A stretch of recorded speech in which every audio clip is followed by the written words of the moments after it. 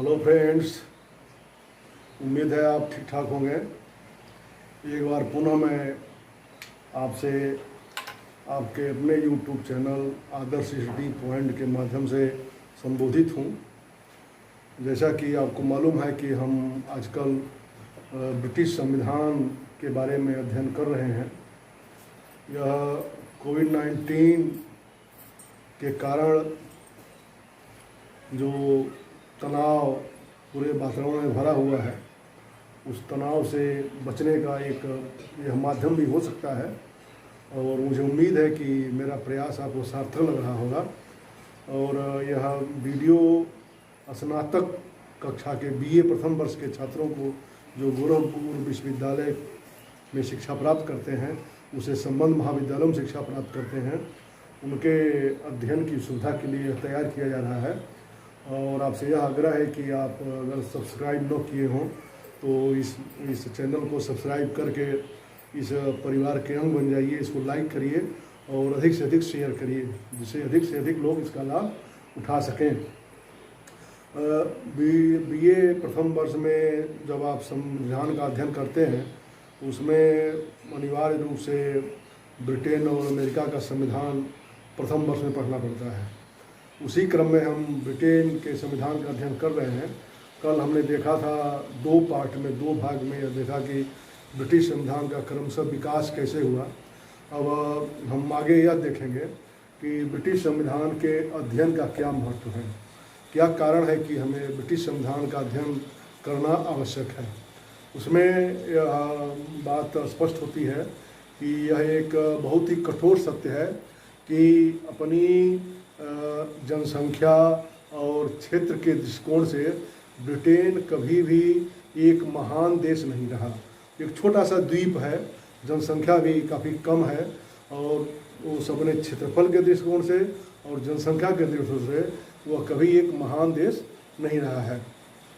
विश्व के अनेक राज्य उसकी तुलना में अधिक विशाल क्षेत्रफल वाले हैं और अधिक जनसंख्या वाले हैं, परंतु अपनी कूटनीतिक और व्यापारिक शातिर दिमाग के कारण ब्रिटिशर्स का पूरे विश्व में एक छत्र साम्राज्य किसी ज़माने में स्थापित हो चुका था।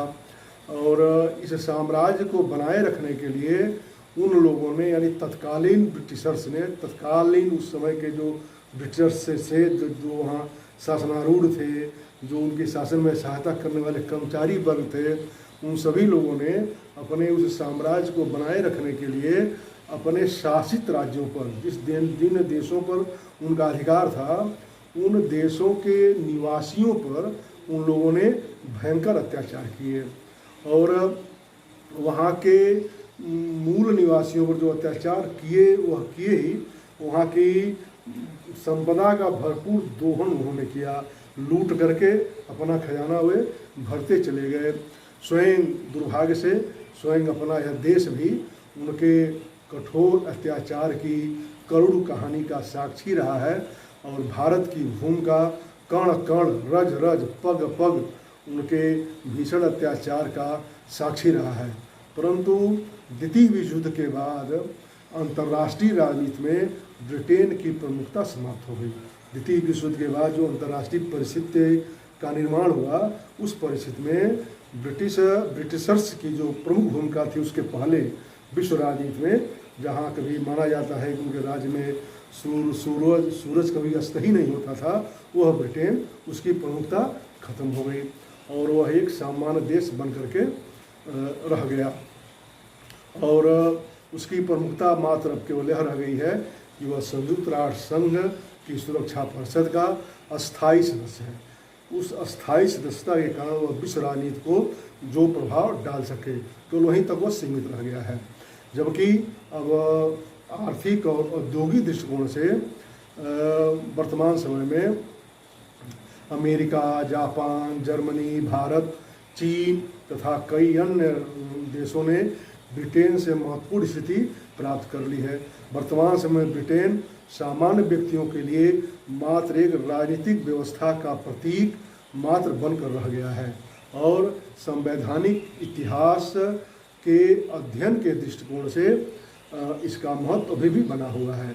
वर्तमान समय में राजनीति विज्ञान तथा लोक प्रशासन में रुचि रखने वाले व्यक्तियों को, छात्रों को तथा सामान्य लोगों के लिए ब्रिटेन का संविधान का अध्ययन करना आवश्यक है।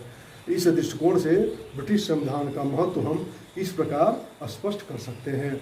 इसमें पहला है कि प्राचीनतम संविधान। ब्रिटिश संविधान जो है विश्व का सबसे प्राचीन संविधान है। तो पहला है प्राचीनतम संविधान।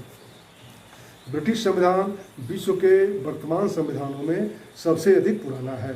विश्व के किसी भी संविधान का इतना लंबा इतिहास नहीं है जितना ब्रिटिश संविधान का है। अपनी इस प्राचीनता के कारण ब्रिटिश संविधान ने अन्य देशों के संविधानों और शासन व्यवस्था को प्रभावित किया है। इसी कारण अन्य देशों के संविधानों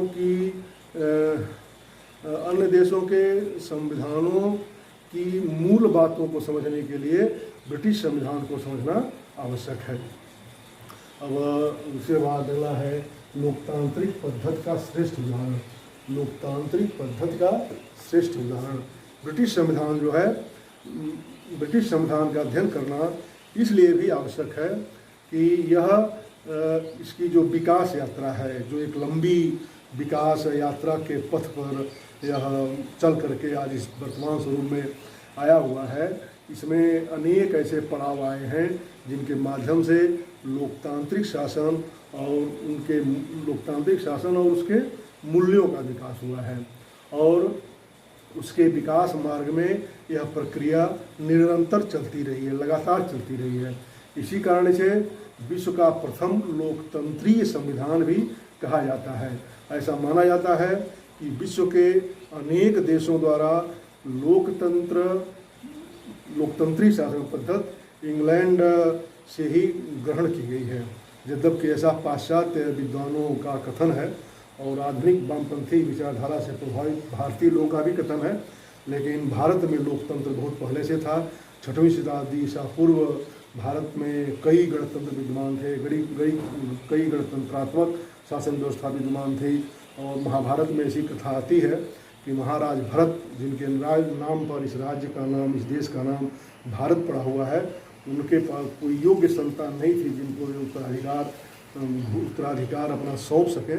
उन्होंने अपने उत्तराधिकारी का चुनाव अपनी जनता के बीच से किया था। तो भारत में लोकतंत्र की जड़ें काफ़ी गहरी हैं, लेकिन यह अलग बात है कि आधुनिक राजनीति विज्ञान के आकाश में ब्रिटेन को ही एक लोकतांत्रिक व्यवस्था के जननी माना जाता है। अब अगला है एकमात्र अलिखित संविधान। अगला है ब्रिटिश संविधान का जो अगला महत्व है वह है एकमात्र अलिखित संविधान। वर्तमान समय में ब्रिटेन का संविधान विश्व का एकमात्र अलिखित संविधान है।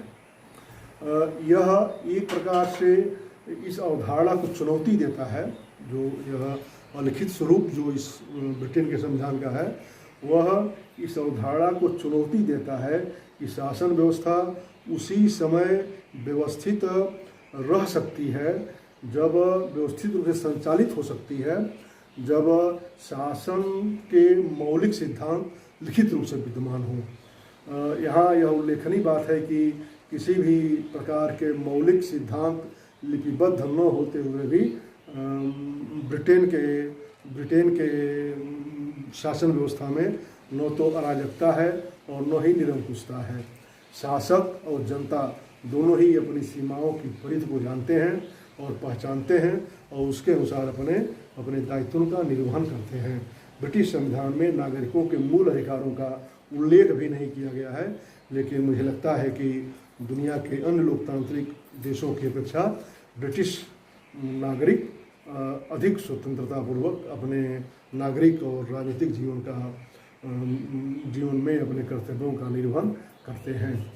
अगला है निरंतर विकासशील संविधान। निरंतर विकासशील संविधान। ब्रिटिश संविधान इस दृष्टिकोण से काफ़ी महत्वपूर्ण है कि यह अनवरत विकास का परिणाम है। ब्रिटिश संविधान जो है अनवरत विकास का परिणाम है। जबकि अन्य राज्यों की भांति ब्रिटिश शासन ने भी अपनी यात्रा का प्रारंभ एक निरंकुश राज्य के रूप में किया था। जैसे अन्य राज्यों में भी जब शासन व्यवस्था विकसित हुई तो